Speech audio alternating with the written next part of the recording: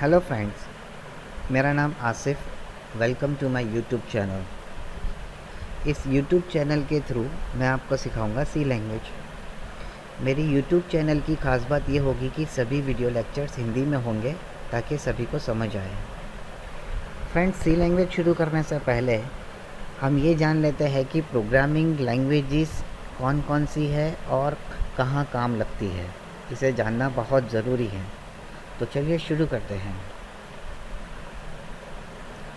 जैसे आप स्क्रीन पर देख सकते हो, C language, C plus plus, Java, Visual Basic, Visual C sharp, Python, PHP, JSP etcetera, ये सब कंप्यूटर प्रोग्रामिंग लैंग्वेजेस है। इसके अलावा भी और भी लैंग्वेजेस है। ये जो लैंग्वेजेस मैंने आपको बताई, यह लैंग्वेज ज़्यादा यूज़ होने वाली लैंग्वेजेस है। तो चलिए अब समझते हैं कि इन लैंग्वेजेस का क्या काम होता है। Role of computer programming languages to develop application. Application means software. किसी भी सॉफ्टवेयर को बनाने के लिए यूज़ करते हैं। अब किस तरीके के सॉफ्टवेयर?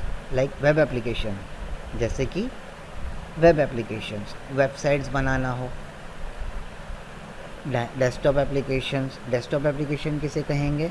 जो हम कंप्यूटर में इंस्टॉल करके उसे यूज़ करते हैं बगैर इंटरनेट के, उसे बोलते हैं डेस्कटॉप एप्लीकेशन। किसी के लिए आपको सॉफ्टवेयर बनाना हो तो वो बना सकते हैं, उसे डेस्कटॉप एप्लीकेशन कहेंगे। एंड मोबाइल एप्लीकेशंस, जो हम एंड्रॉयड मोबाइल में प्ले स्टोर से इंस्टॉल करके यूज़ करते हैं।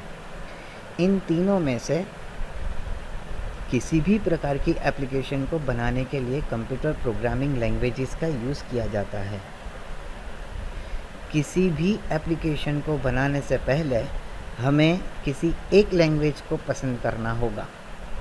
जैसे वेब एप्लीकेशंस बनाना है तो आपको इन चारों में से किसी एक लैंग्वेज को सीखना होगा अच्छी तरह से, राइट। सभी लैंग्वेजेस सीखने की ज़रूरत नहीं है, राइट। अगर एक से ज़्यादा लैंग्वेजेस आपको आती है, पाइथन भी आता है, पीएचपी भी आता है, दैट वो आपके लिए प्लस पॉइंट रहेगा।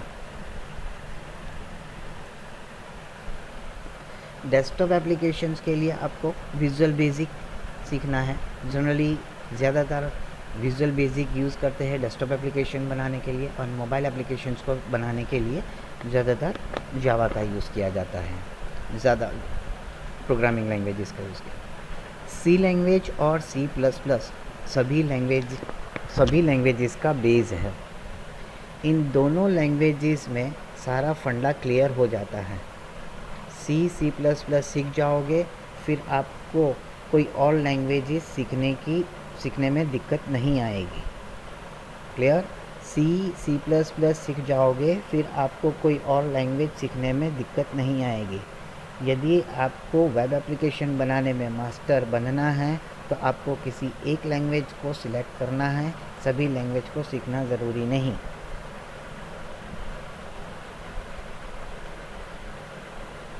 तो चलिए अब एक एग्ज़ाम्पल देकर मैं आपको समझाना चाहूँगा। जैसे मुझे इस तरीके का वेब पेज बनाना है।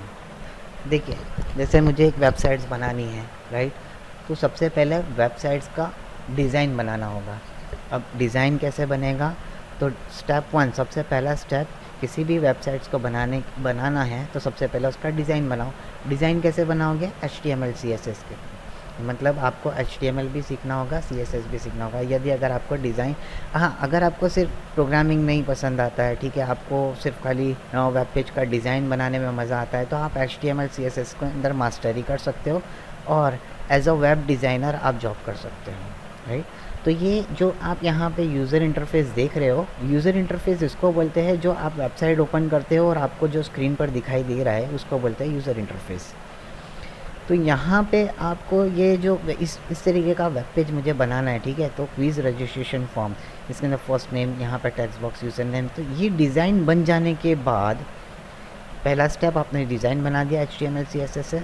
नाउ अब क्या करोगे? आप डिज़ाइन बन जाने के बाद आप यहाँ क्लिक करोगे ना, कुछ नहीं होगा। क्यों? क्योंकि कंप्यूटर के पास ब्रेन नहीं है। सबमिट बटन पर क्लिक करने पर उसे क्या करना है वो उसे पता नहीं है, कंप्यूटर को पता नहीं है, राइट।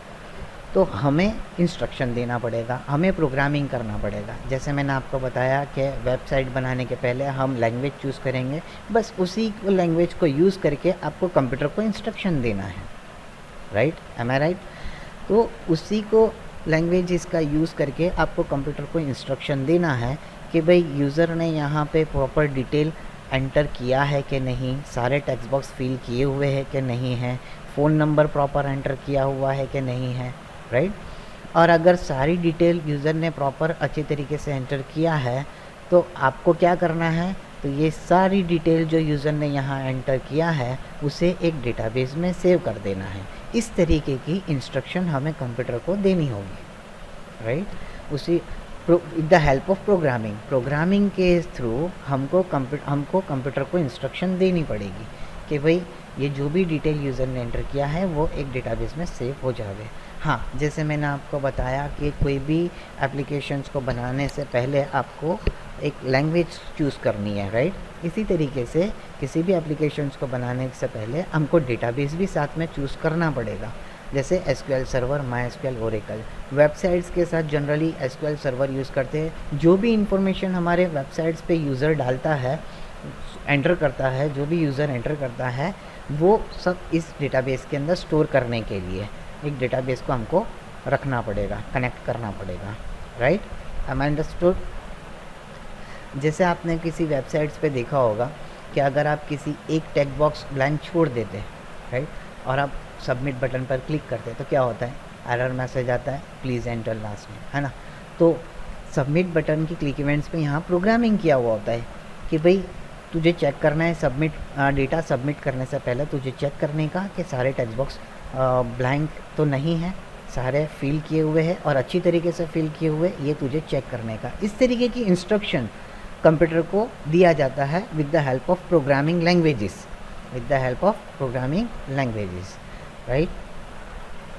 तो मैं समझता हूँ कि आपको समझ में आ गया होगा कि एक वेब एप्लीकेशंस कैसे बनाते हैं। इस वीडियो में हमने सीखा लैंग्वेजेस कौन कौन सी है, लैंग्वेजेस का यूज़ क्या है, कौन सी एप्लीकेशंस के लिए कौन सी लैंग्वेजेस इस्तेमाल की जाती है और कैसे एप्लीकेशन को बनाया जाता है। नेक्स्ट वीडियो में हम सी लैंग्वेज शुरू करेंगे। आई होप आपको मेरा वीडियो पसंद आया होगा। इस वीडियो को ज़रूर लाइक करें, शेयर करें। Thanks for watching. Have a nice day. Good bye.